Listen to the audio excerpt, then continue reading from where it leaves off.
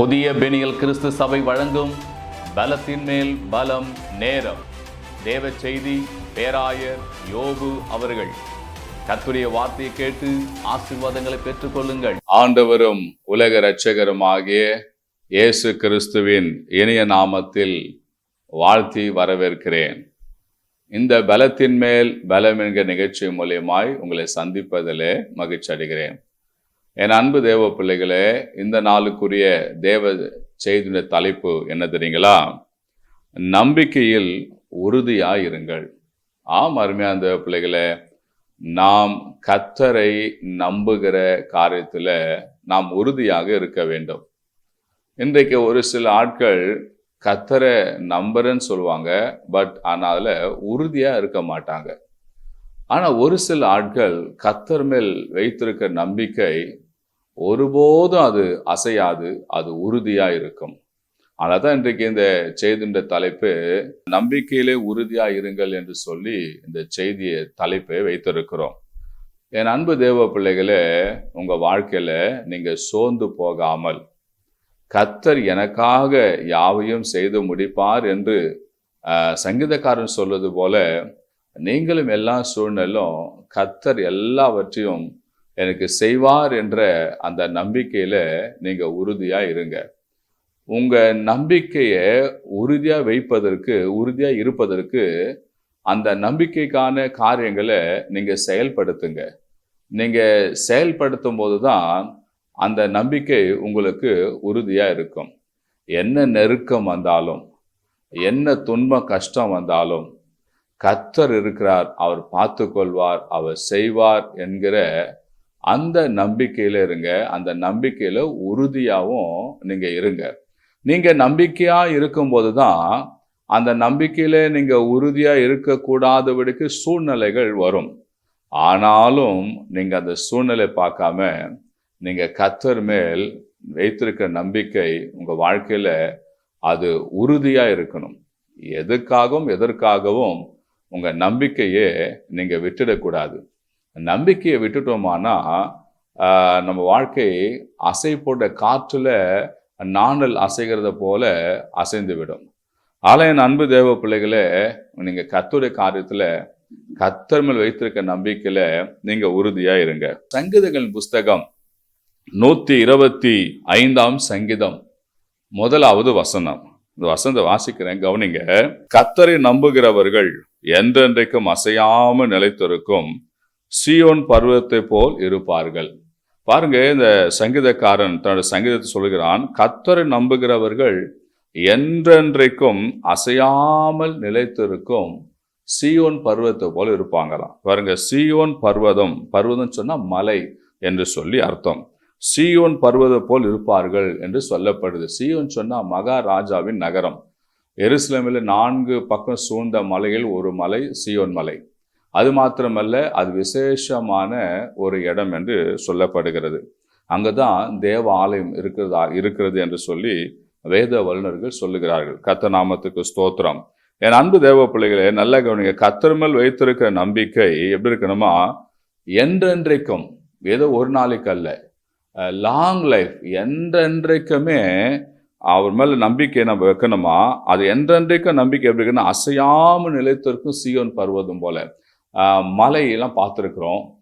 எங்கே பார்த்தாலும் நம்ம தேசத்தில் மலைகள் நிறைய இருக்குது. நான் இப்போது தமிழ்நாடு முழுவதும் சென்று ஊழியத்தை செய்து கொண்டு கொண்டிருக்கிறேன். நான் அப்படி ட்ராவல் பண்ணி போகும்போது நிறைய மலை உள்ள பகுதிகளை பார்ப்பது உண்டு. அழகழகான மலைகள் இருக்கும். அந்த மலைகள்லாம் பார்த்தா உறுதியாக அழகாக இருக்கும். அது எத்தனையோ தலைமுறைகளை பார்த்துருக்கோம் அந்த மலை. கர்த்தநாமத்துக்கு ஸ்தோத்திரம். பாருங்க, இப்போ இந்த பூமி அதிர்ச்சி வருகிறது.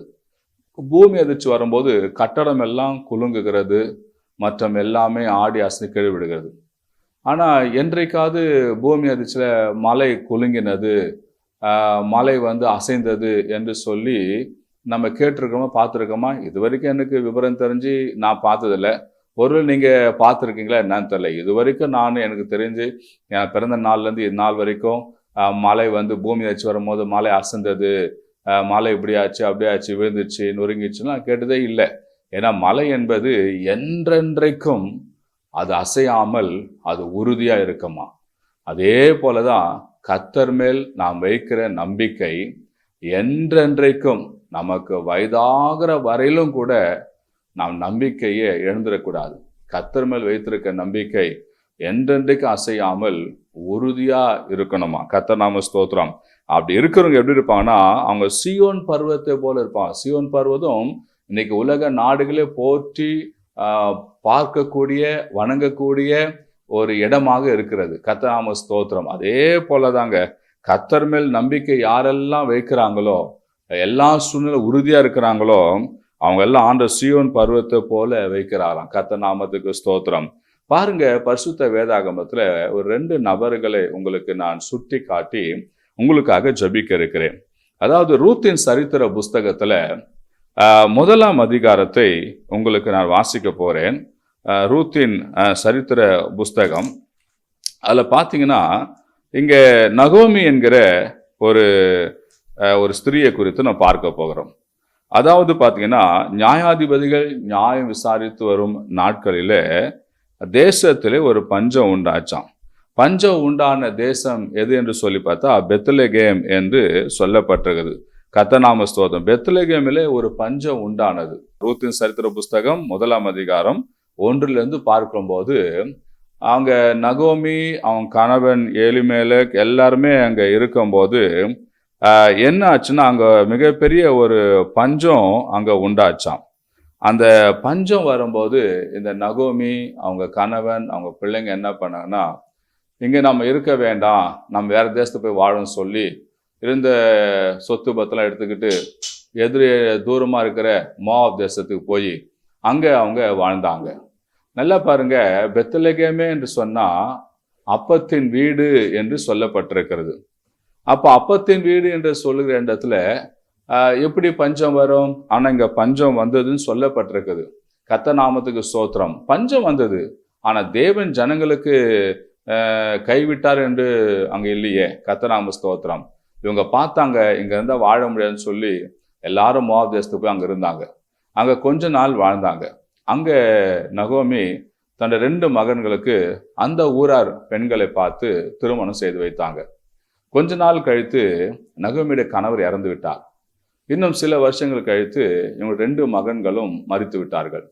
இப்போ நகோமி விதவை, இந்த 2 மருமகளும் இருக்காங்க, அவங்க 2 பேரும் விதவைகள். பாருங்க, கர்த்தர் நாம ஸ்தோத்திரம். 2 பேரும் பார்த்தா 3 பேரும் விதவைகள். இப்போது பார்த்தா இந்த நகோமி 2 மருமகளும் கூப்பிட்டு அவங்க சொல்றாங்க, அம்மா நீங்க உங்க தாய் வீட்டுக்கு போயிடுங்க, இனிமே எனக்கு திருமணமாகி ஒரு பிள்ளையை பெற்றெடுத்து நான் உங்களுக்கு கொடுப்பது இது சாத்தியம் இல்லை, நீங்க போயிடுன்னு சொல்லும் போது அங்க பாருங்க, அங்க சொல்லும் போது அங்க 2 பேரும் சேர்ந்து அங்க அழுறாங்க. அப்போது பார்த்தீங்கன்னா, அங்க இருக்கிற இன்னொரு மகள் ஓர்பால் என்றவள் மாமியாரை முத்தமிட்டு அவ போய்விடுகிறான். போய்விட்ட பிறகு பாருங்க, இப்போ இங்க ரூத்ன்ற ஒருத்தி மாத்திரம் இருக்கிறான். இந்த ரூத்தை பார்த்து கேட்குற, நீ போலையா அப்படின்னு சொல்லும் போது அதுக்கு ரூத்து அந்த அம்மா சொல்றாங்க, 1 ரூத்தின் புஸ்தகம் 1ஆம் அதிகாரம் 16 வசனத்துல, அதற்கு ரூத், நான் உம்மை பின்பற்றாமல் உம்மை விட்டு திரும்பி போவதை குறித்து என்னோட கூட பேச வேண்டாம். நீர் போகும் இடத்திற்கு நானும் வருவேன், நீர் தங்கும் இடத்தில் நானும் தங்குவேன். உம்முடைய ஜனம் என்னுடைய ஜனம், உம்முடைய தேவன் என்னுடைய தேவன் அப்படி என்று இந்த அம்மா சொல்றாங்க. கவனிங்க, அதாவது தேவனே வழிபட்ட இந்த நகோமிக்கு தேவன் மேல் நம்பிக்கை இல்லை. பஞ்சம் வந்து விட்டது தெரிஞ்ச உடனே போய்விட்டாங்க வேற நாட்டுக்கு, வேற தேசத்துக்கு. இந்த அம்மா என்ன பண்ணிருக்கணும்? இது அப்பத்தின் வீடு, தேவன் கைவிடாத ஒரு இடம். இங்க பஞ்சம் வந்தா என்ன, தேவன் எப்படி நம்மளை வாழ வைப்பார் என்ற உறுதியான நம்பிக்கை இவங்களுக்கு இருந்திருக்கணும். ஆனா இந்த அம்மா நம்பிக்கை இழந்துட்டு போயிட்டாங்க. போய் அங்க எல்லாவற்றையும் இழந்துட்டாங்க. இப்போது இந்த ரூத் சொல்றா, நீயும் தாய் வீட்டுக்கு போ அப்படின்னு சொல்லும் போது ரூத் சொல்றா, நான் போக மாட்டேன், இனி என்னை விட்டு போன்னு சொல்றதுக்கு எந்த வார்த்தை நீங்க பேச வேண்டாம் சொல்லிட்டு சொல்றாங்க, நீங்க போகும் இடத்துக்கு நானும் வருவேன், நீ தங்கும் இடத்துக்கு நானும் தங்குவேன், உம்முடைய ஜனம் என்னுடைய ஜனம் சொல்லி கடைசியா சொல்றாங்க, உம்முடைய தேவன் என்னுடைய தேவன் அப்படின்னு ஒரு வார்த்தையை சொல்றாங்க இந்த ரூத்.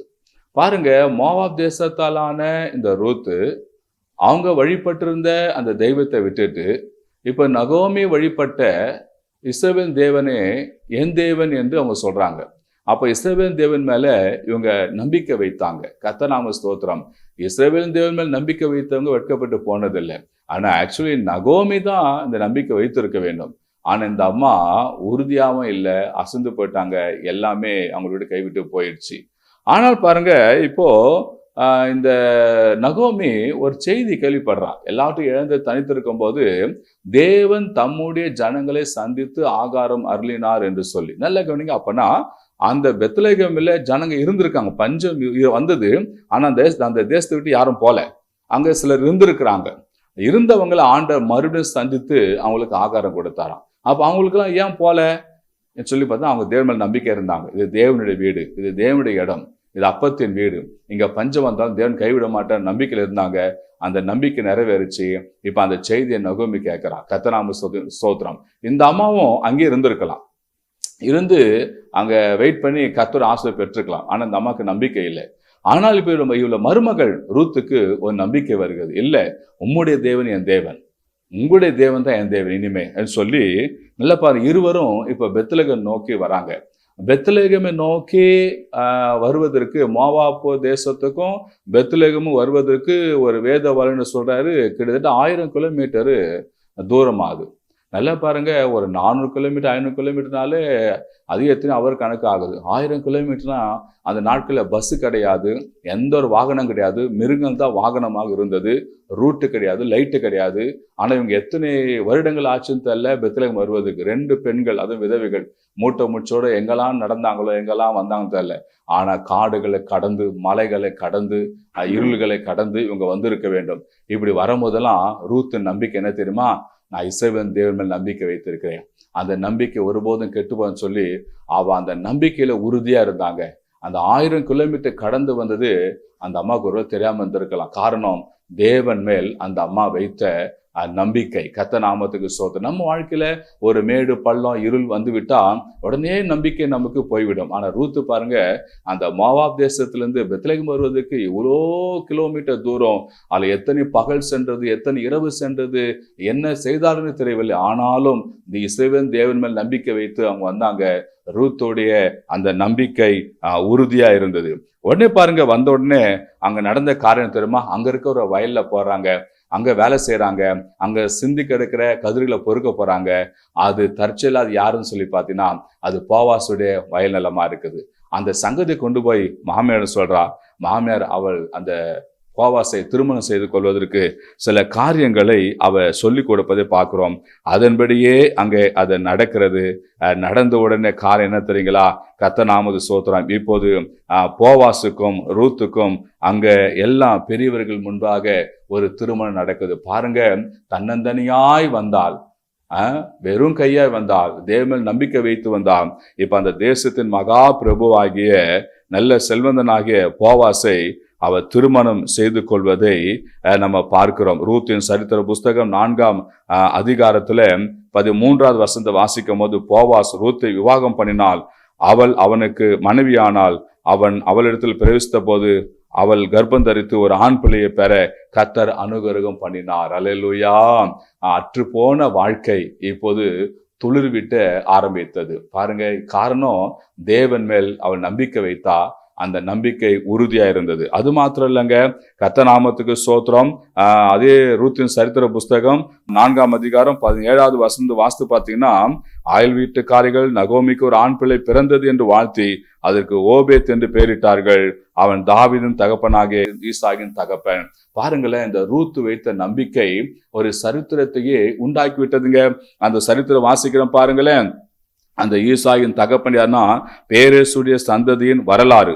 பேரேஸ் எஸ்ரோனை பெற்றான், எஸ்ரோன் ராமை பெற்றான், ராம் அமினதாபை பெற்றான், அமினதாப் நகசோனை பெற்றான், நகசோன் சல்மோனை பெற்றான், சல்மோன் போவாசை பெற்றான், போவாஸ் ஓபேத்தை பெற்றான், ஓபேத் ஈசாயை பெற்றான், ஈசாய் தாவீதை பெற்றான். பார்த்தீங்களா? இந்த ரூத்துக்கு இருந்த கர்த்தர் மேல் வைத்த அந்த நம்பிக்கை உறுதியா இருந்ததுனால அவ சந்ததியும் உறுதியா இருக்கும்படி தேவன் செய்தார். அருமையான தேவனை யாரெல்லாம் கர்த்தர் மேல் நம்பிக்கை வைத்து உறுதியா அவங்க செயல்படுறாங்களோ, உறுதியான நம்பிக்கை வைக்கிறாங்களோ, அவங்க வாழ்க்கை சீயோன் பர்வதம் போல இருக்க தேவன் செய்வாராம். பாருங்களேன், அந்த வசனம் அழகா சொல்லப்பட்டிருக்குது. கர்த்தர் மேல் நம்பிக்கை வைக்கிறவங்கள் என்றென்றைக்கு அசையாமல் இருக்கும் சீயோன் பருவத்தை போல இருப்பார்கள் என்று சொல்லி, இந்த அம்மா ரூத்து தேவன் மேல் ஆணித்தரமான உறுதியான நம்பிக்கை வைத்தாங்க. அதனால அவங்க வாழ்க்கையை அசையாதபடிக்கு நல்ல உறுதியா சீயோன் பர்வதம் போல இருக்கக்கூடிய ஒரு மலை போன்ற ஒரு வாழ்க்கையை தேவன் அவங்களுக்கு தந்தார். அதனால அவங்க சரித்திரம் படைத்தாங்க. அந்த தாவீது வம்சத்தில் வந்ததுதான் நம்ம ஆண்டவராய் இயேசு கிறிஸ்து. அவரே கன்மாலையாக கிறிஸ்து. கர்த்தர் நாமத்துக்கு ஸ்தோத்திரம். என் அன்பு தேவ பிள்ளை, இன்றைக்கும் இந்த சந்ததி அழியாமல் இன்னமும் இருக்கு. காரணம் ரூத்து தேவன் மேல் வைத்த நம்பிக்கை. இந்த வார்த்தை கேட்டுக்கொண்டு நீங்க கூட உங்க வாழ்க்கையில எல்லா சூழ்நிலையிலும் கர்த்தர் மேல் நம்பிக்கை வைங்க. அந்த நம்பிக்கை உங்க வாழ்க்கையில உறுதியா இருக்கட்டும். எதற்காகவும் நம்பிக்கை இழக்காதீங்க. என் தேவன் நிச்சயமா என்னுடைய வாழ்க்கையை மாற்றுவார், என் வாழ்க்கையை உயர்த்துவார், என் வாழ்க்கையை ஆஸ்வதிப்பார். நான் வெற்றி பெறுவேன், நான் ஜெயிப்பேன், நான் வாழ்வேன், நான் இருப்பேன், நான் நாளுக்கு நாள் விருத்தி அடைவேன் என்ற அந்த நம்பிக்கையில உறுதியா இருங்க, சொல்லி கொண்டு இருங்க. நிச்சயம் தேவன் உங்க வாழ்க்கையை அப்படி ஆஸ்வதிப்பார். நான் இப்போது உங்களுக்காக ஜெபிக்க போகிறேன். கண்கள் மூடுவோமா? எங்கள் அன்பின் பரலோக பிதாவே, அப்பா, இந்த ஆஸ்வதிக்கப்பட்ட இந்த வேலைக்காக உமக்கு நன்றி செலுத்துகிறோம். கர்த்தாவே, வார்த்தை கேட்டுக்கொண்டு உங்களுடைய பிள்ளைகளுக்காக ஜெபிக்கிறேன் சுவாமி. என் வாழ்க்கை இப்படி ஆகிவிட்டதே, என் வாழ்க்கை இருளாகி விட்டதே, என் வாழ்க்கை வழி தெரியாமல் போய்விட்டதே, நான் எடுத்த காரியமெல்லாம் நாசமாய் போய்விட்டதே, எனக்கு ஒன்றும் செய்ய முடியவில்லையே, நான் என்ன செய்வேன், ஏது செய்வேன் என்று சொல்லி கர்த்தா திகைத்து இந்த வார்த்தை கேட்டுக்கொண்டிருக்கிற ஏசப்பா நம்முடைய பிள்ளைகளுக்கு இப்போது ஒரு நம்பிக்கை என்ன உண்டாகும்படியா நாங்கள் ஜெபிக்கிறேன் சுவாமி. இந்த நம்பிக்கை ஏசப்பா அவங்க வாழ்க்கையில ஏசப்பா பெரிய அற்புதம் செய்ய முடியாது நாங்கள் ஜெபிக்கிறோம்ப்பா. யாரெல்லாம் இந்த வார்த்தை கேட்டு நான் கர்த்தர் மேல் நம்பிக்கை வைப்பேன், நம்பிக்கையில் உறுதியா இருப்பேன்னு சொல்றாங்களோ அவங்க வாழ்க்கையில சீயோன் பர்வதம் போல இருக்க உதவி செய்யுங்கப்பா. ஆசீர்வதிங்க ஏசப்பா. நம்முடைய பிள்ளைகள் வாழ்க்கையில பெரிய காரியங்களை செய்யுங்க. எதிர்பார்த்து கொண்டிருக்கிற காரியங்களை வெற்றியை கொடுங்க, எதிர்பார்த்து கொண்டிருக்கிற காரிய ஜெயத்தை கொடுங்க. ஜெபம் பண்ணி நம்பிக்கொண்டிருக்கிற காரியத்துல அதிசயங்களை செய்யுங்கப்பா. உங்களுடைய கரத்துல ஒப்பு கொடுக்கிறோம். இயேசு கிறிஸ்து நாமத்தில் ஜெபிக்கிறோம் ஜீவனுள்ள நல்ல பிதாவே. ஆமென், ஆமென், ஆமென். அருமையான தேவ பிள்ளைகளே, வார்த்தை கேட்டுங்க. இந்த வார்த்தை மூலமா கத்திரங்களோட பேசியிருப்பேன்னு சொன்னா திரையில பார்க்க எனக்கு தொடர்பு கொள்ளுங்க. உங்களுக்கு ஜெபிக்க நாங்கள் ஆயத்தமா இருக்கிறோம். அது மாத்திரமல்ல, இந்த வார்த்தை மற்றவர்களுக்கு அறிமுகப்படுத்துங்கள். மற்றவர்கள் இந்த ஆசீர்வாதத்தை பெற்றுக்கொள்ளட்டும். கர்த்தர் உங்களை ஆசீர்வதிப்பார். God bless you. கிறிஸ்துக்குள் பிரியமானவர்களே, இயேசு நாமத்தினாலே வாழ்த்துக்கள். தீர்க்க தரிசன ஆசீர்வாத ஜெபம் ஒவ்வொரு மாவட்டத்துல நடத்த திட்டமிட்டு இருக்கிறோம். அநேக நாளாய் கர்த்தர் என் மனதில் வைத்த ஒரு பாரம், மாவட்டங்கள் தோறும் இந்த ஜெபத்தை நடத்த வேண்டும் என்பதாக. அது இப்போ இந்த வருடம் நாங்கள் துவக்க இருக்கிறோம். இப்போது சேலம் மாவட்டத்தில் முதல் வியாழக்கிழமை YMCA மினி ஹாலில் முதல் வியாழக்கிழமை இந்த தீர்க்க தரிசன ஆசீர்வாதம் ஜெபம் நடைபெறுகிறது. அதே போல நாமக்கல் மாவட்டத்தில் இரண்டாவது வியாழக்கிழமை காலை 10 மணிக்கு இந்த தீர்க்க தரிசன ஆசீர்வாத ஜெபம் சேதமங்கலம் என்ற பகுதியில் நடைபெறுகிறது. அடுத்தது ஈரோடு மாவட்டத்தில் CSI ஹாஸ்பிட்டல் உள்ள இருக்கிற பிரே ஹாலில் இந்த தீர்க்க தரிசன ஆசீர்வாத ஜெபம் காலை 10 மணிக்கு நடைபெறுகிறது. அதே போல திருப்பூர் மாவட்டத்திலும் மூன்றாவது புதன்கிழமை காலை 10 மணிக்கு இந்த தீர்க்க தரிசன ஆசீர்வாத ஜெபம் நடைபெறுகிறது. இன்னும் மிக விரைவில் எல்லா மாவட்டங்களிலும் இந்த தீர்க்க தரிசன ஆசீர்வாத ஜெபம் நடைபெற இருக்கிறது. நீங்கள் அந்தந்த மாவட்டங்களில் உங்களுக்கு தீர்க்க தரிசன ஆசீர்வாத ஜெபம் நடத்த இருக்கிறோம். நீங்கள் ஒருவேளை நாங்கள் அறிவிக்கிற இந்த மாவட்டத்தில் இருக்கிற நபராக இருப்பேன்னு சொன்னால் நீங்கள் நடைபெறுகிற இந்த தீர்க்க தரிசன ஆசீர்வாத ஜெபத்தில் பங்கு பெறுங்கள். வருகிற யாவருக்கும் தனித்தனியே ஜெபங்கள் ஏறெடுக்கப்படுகிறது. ஆசீர்வாதம் பெற்றுக்கொள்ளுங்கள். இயேசு விடுவிக்கிறார், உங்களுக்கு அற்புதம் செய்கிறார். வாருங்கள், ஆசீர்வாதம் பெற்றுக்கொள்ளுங்கள். கர்த்தர் உங்களை ஆசீர்வதிப்பார். God bless you.